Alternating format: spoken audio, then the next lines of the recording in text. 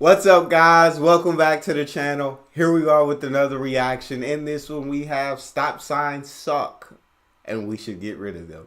Before we dive into this video, however, if you guys happen to enjoy, please don't forget to smash subscribe, give the video a thumbs up, and let's find out why we don't need stop signs no more.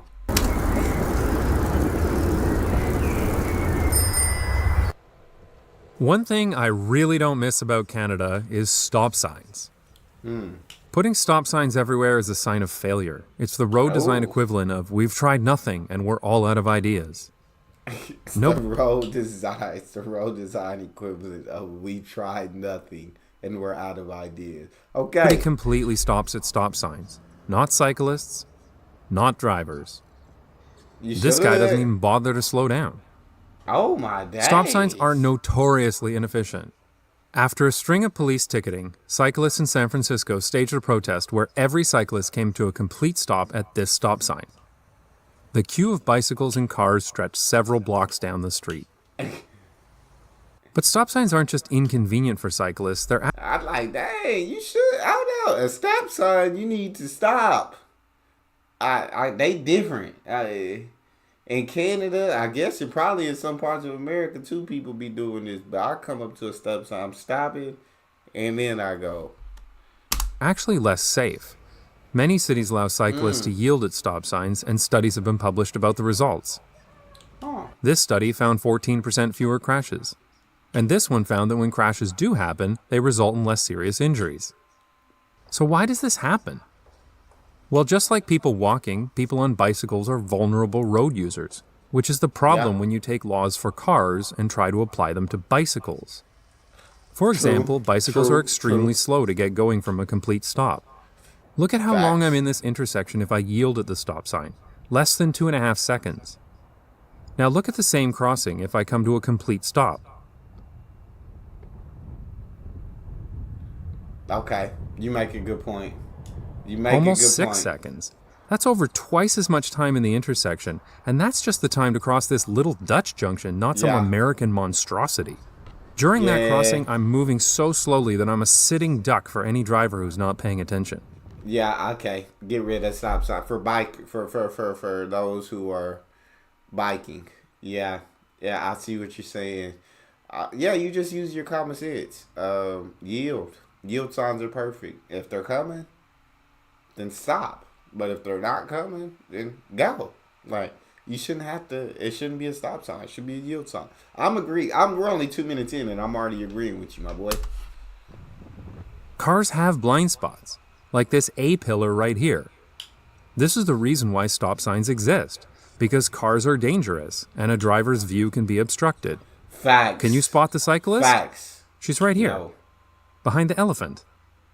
Bicycles don't have blind spots, which is why there's no difference in safety to other people if a cyclist doesn't come to a complete stop.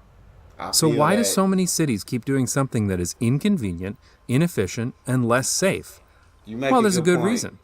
You see, those are the rules, and some people made those rules, so people need to follow the rules because the rules are meant to be followed. Any questions? In the Netherlands, the concept of a stop sign was first introduced in 1941 by the German occupation force. However, this first version included a yield triangle and didn't require a complete stop if there was no cross traffic. So if you think people should stop at a stop sign in all cases, you are literally more extreme than the Nazis.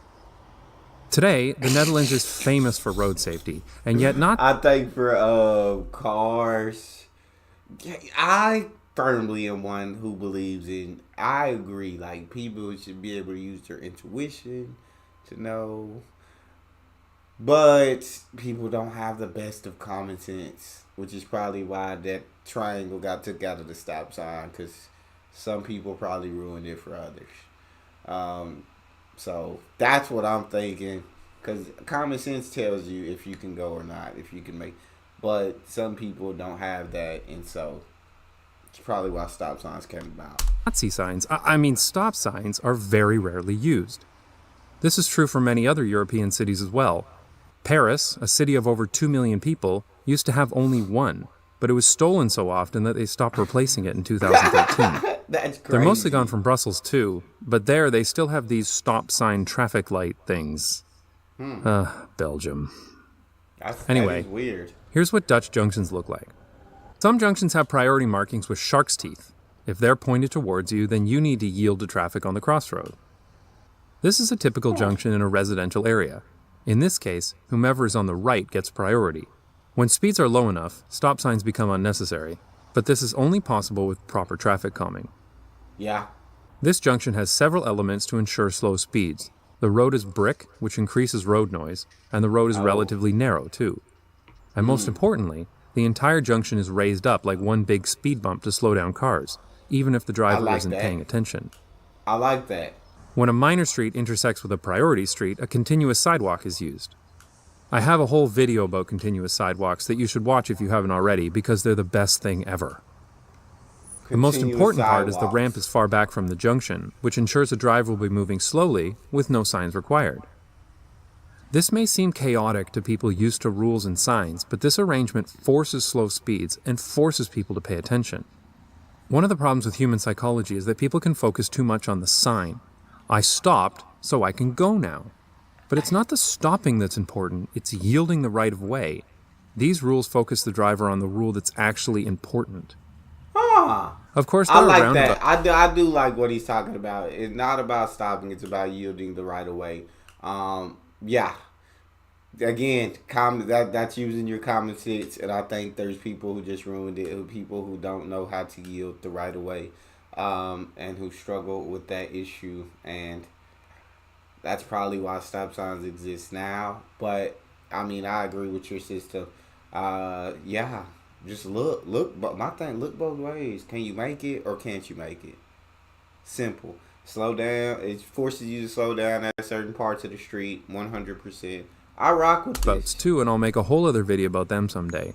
They are well known for being safer because of their slow speeds and the fact that cars never intersect at a 90-degree angle, resulting in less serious crashes. Though roundabouts are usually used in place of stoplights rather than in place of stop signs. So when should a stop sign be used? Well, at junctions with poor visibility, where it would be safer for a driver to stop. Like this one. But this junction is also marked with zigzag lines, the word stop on the ground, and a speed bump. It's nice to not have stop signs, but it's especially nice when cycling, because it makes it possible to take an entire trip without stopping. It's really time for other cities to get rid of stop signs. First for bicycles, and then, as the roads are redesigned to be as safe as the Netherlands, for cars as well. But for now, I'll leave you with some more scenes of life without stop signs. Yeah, I mean, it looks pretty simple. It looks pretty easy to abide by, if you ask me. Nobody's struggling with it.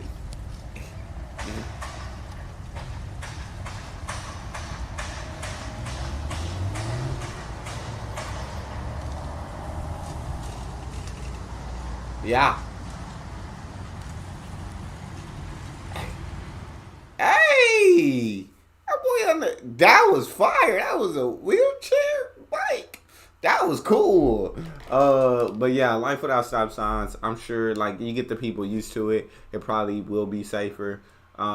Just be kind of chaotic in the beginning here in the U.S., getting people used to the sense of that. And then again, not everybody got common sense. People drive crazy. So it's like, I agree with them in a sense.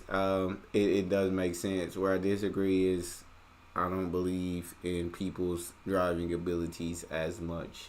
But y'all tell me how y'all feel in the comment section. If you enjoyed, please don't forget to subscribe, give the video a thumbs up, and check out the next one. I'll see you guys next time.